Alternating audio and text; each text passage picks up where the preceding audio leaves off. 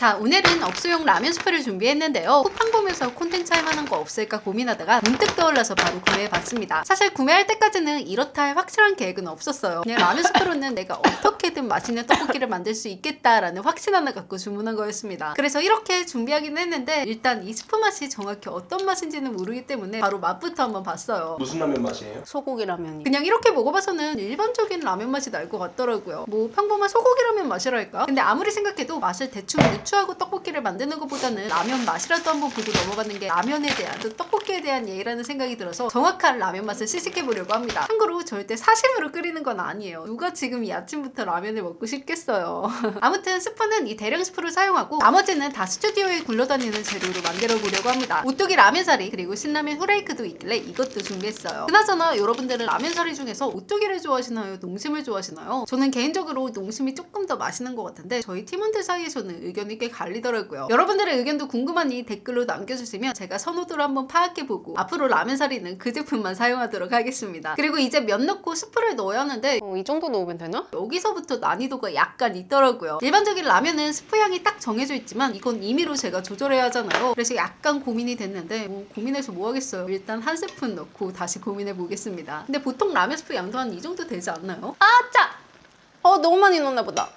아니 진짜 너무 짜더라고요. 라면 스프 2개 때려 부은 느낌이라 당황스러웠는데 왜 이렇게 말로만 듣다 한강 라면인가요? 한강 라면이라도 싱겁진 않다고요. 뭐 어쨌든 사람은 다 경험하면서 성장하는 거잖아요. 이번 기회에 업소용 라면 스프에 대해 한 단계 성장했다고 받아들이려고 합니다. 자, 이제 라면이 완성됐고 그릇에 덜어준 뒤 바로 시식을 해봤는데요. 생각보다 자극적이면서 맛있더라고요. 손이 계속 가는 맛이랄까요? 약간 안성탕면이랑 신라면 섞어 놓은 것 같아요. 신라면은 신라면 그 건더기 스프 들어가서 그런가? 업소용 대용량이라 해서 학식처럼 약간 2% 부족한 맛을 예상했는데 생각보다 완성도 높은 맛있는 맛이라서 놀랍기도 하고 만족스럽기도 했습니다.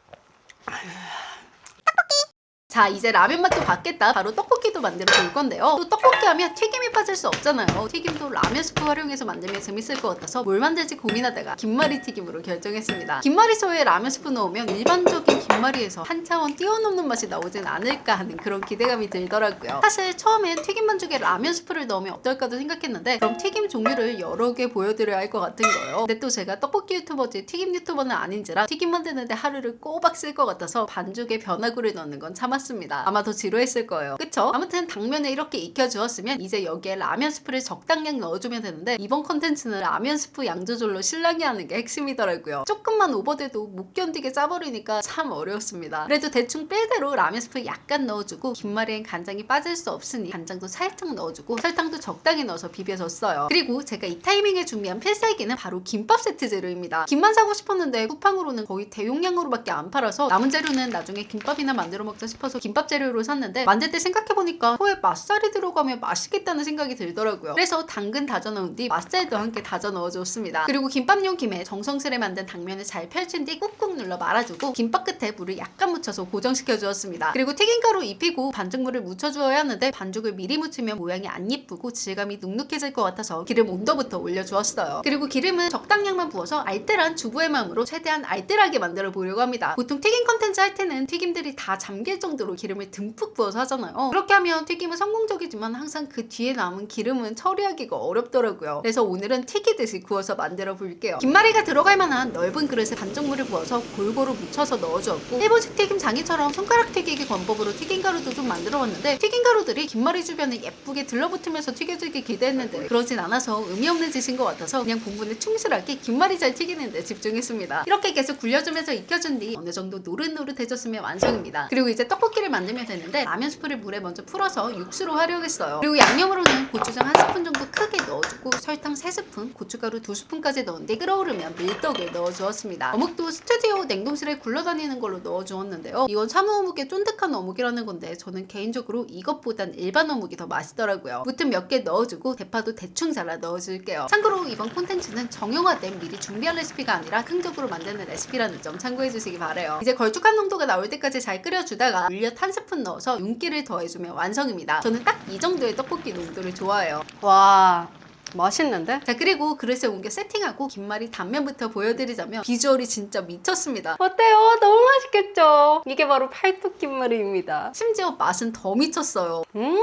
아, 김말이 감칠맛 미쳤는데요, 여러분? 아, 이거 진짜 팔아도 되겠다. 떡볶이에 찍어 먹어도 맛있고 그냥 먹어도 일품이더라고요. 간도 전혀 안 짜고 딱 맛있었습니다. 이 영상 보시는 분식집 사장님이 계신다면 이 레시피는 무조건 시도해보시는 거 추천드릴게요. 진짜 기가 막힙니다. 그리고 떡볶이도 진짜 맛있었어요. 보셨다시피 다시다나 미원 같은 별도의 조미료를 전혀 안 넣었음에도 라면 스프 약간으로 부족함 1도 없는 완성도 높은 맛이 나는 게 신기할 따름이더라고요. 역시 라면 스프는 신인 건가요? 아무튼 이 두 레시피는 대성공입니다.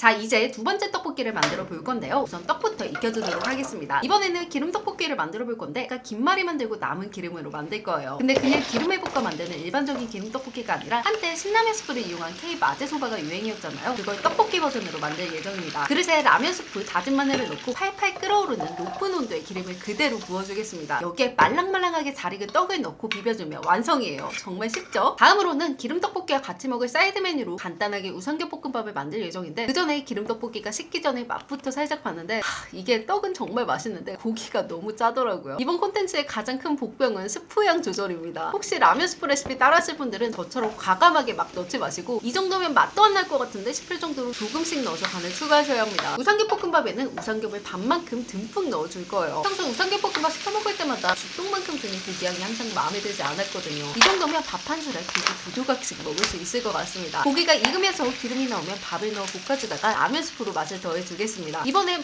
볶음밥에 라면 맛을 낸다는 느낌보다는 감칠맛을 폭발시킨다는 느낌으로 도미된 간맛 살짝 내줄게요. 자, 어느 정도 볶아져서 바로 그릇에 담아 시식을 해봤는데 와, 이거 진짜 너무너무 맛있더라고요. 사실 이게 맛없으면 안 되는 조합이기도 한데 예상보다 더 완성도 높은 사먹는 그 맛이 그대로 재현되었어요. 아니 솔직히 사먹는 것보다 더 맛있더라고요. 지금까지는 기름진 음식을 너무 많이 먹었잖아요. 해장을 해보자고. 이번에는 해장 떡볶이 가보겠습니다. 끓는 물에 떡볶이 떡을 넣고 라면 스프를 넣어줍니다. 이번엔 너구리 후레이크로 넣어줬는데 이거 넣으니까 냄새가 너구리 느낌이 물씬 풍겨나더라고요. 그리고 떡에서 전분이 나와서 약간 걸쭉해질 때까지 끓이고 떡을 잘게 잘라줄게요. 그리고 계란 두 알을 넣고 풀어줄 건데요. 다들 여기서 눈치채셨겠지만 이번 음식은 바로 라면죽입니다. 근데 밥이 아닌 떡죽이에요.